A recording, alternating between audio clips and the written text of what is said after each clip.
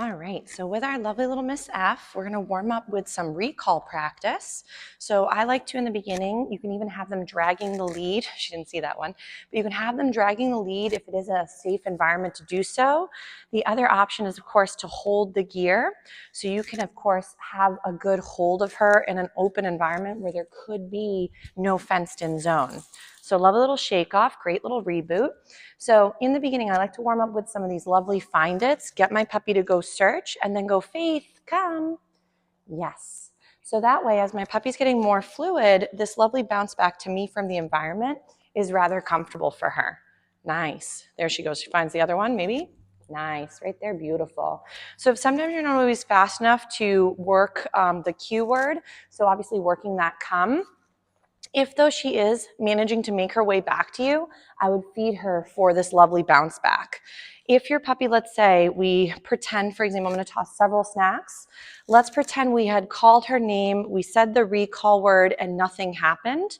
We would then either walk down the lead or get about half the distance and then try from the second point a little closer. We would go, Faith, come, and we'd bring her roughly to the same spot we may have started at.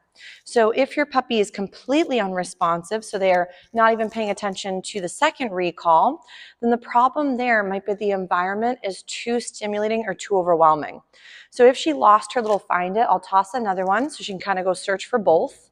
Then from here we'd go, Faith, come, and then feed for that. If, again, when you're practicing recalls, your puppy is not as responsive, make sure that you're gauging the environment. Also, gauge how comfortable your puppy might be feeling.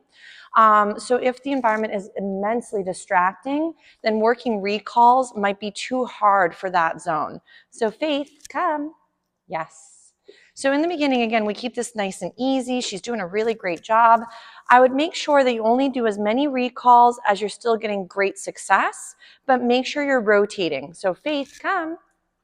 So if, let's say, your beauty is doing, oh, we dropped that one. So right here, find it. So let's say they're doing an awesome job with, let's say, 20 recalls. Sometimes you might do 10, sometimes 5, sometimes 2.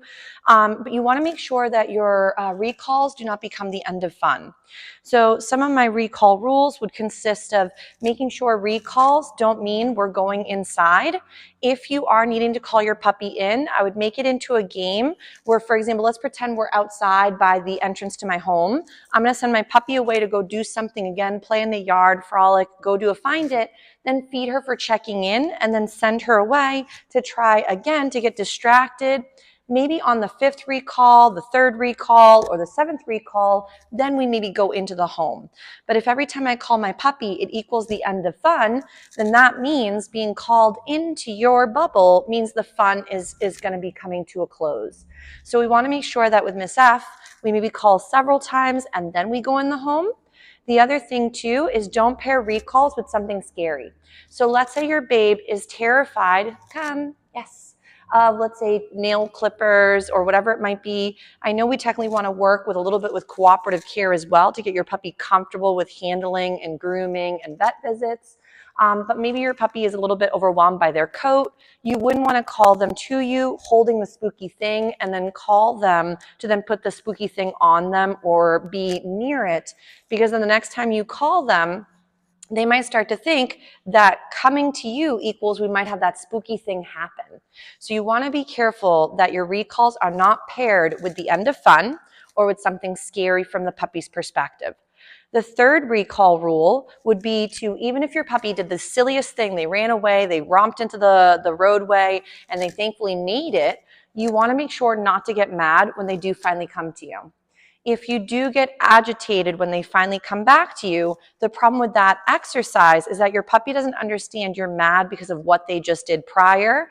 They think you're mad because they came to you and did a recall in the first place.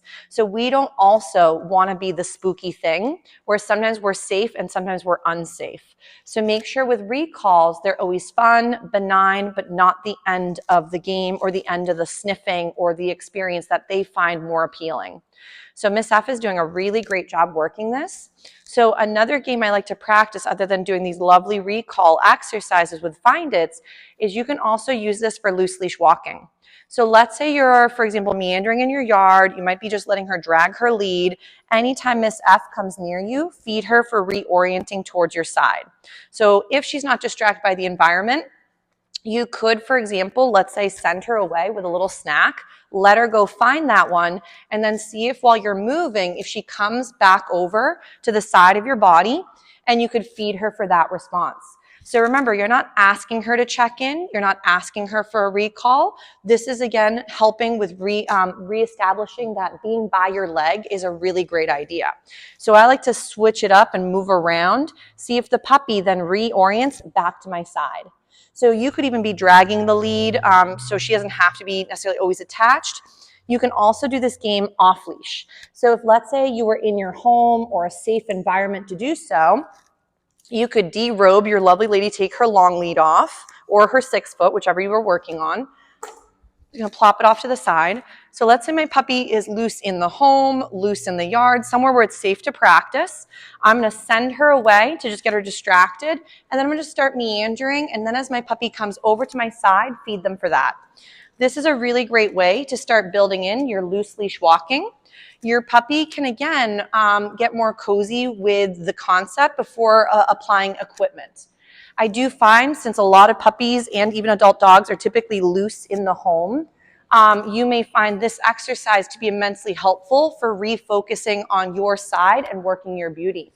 So you can see that every once in a while she gets a little distracted, but then she wants to come right on back over, and I feed for all these lovely moments. So remember, your snacks should be itty bitty. I know the snacks that a lot of folks pack were like training treats. The training treats are fine, but then I even break those up into 3 to 4 little sections.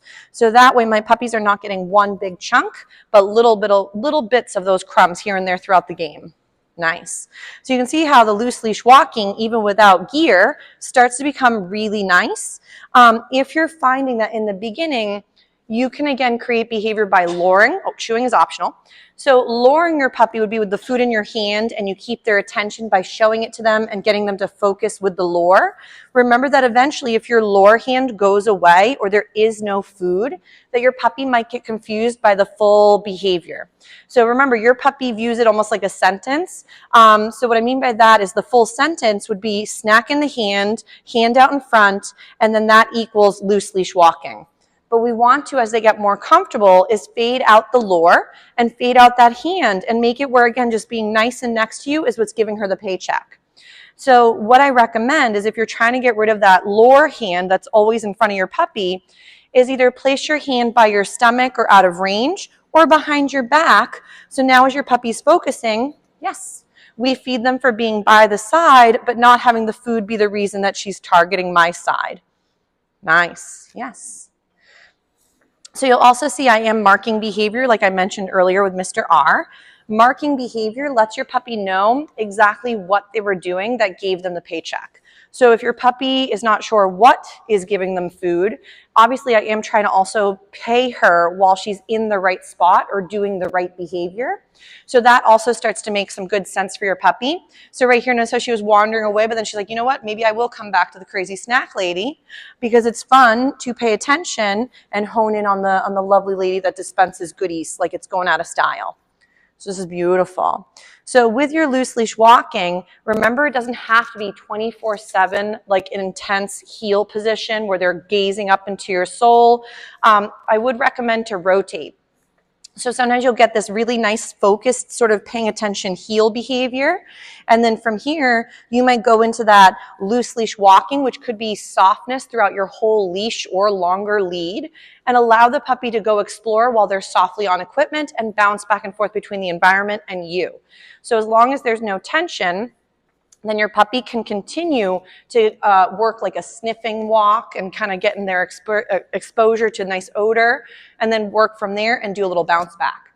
But you'll see as Miss F gets distracted, she comes honing right back in on me, which was really pretty. So again, I'm just going to meander.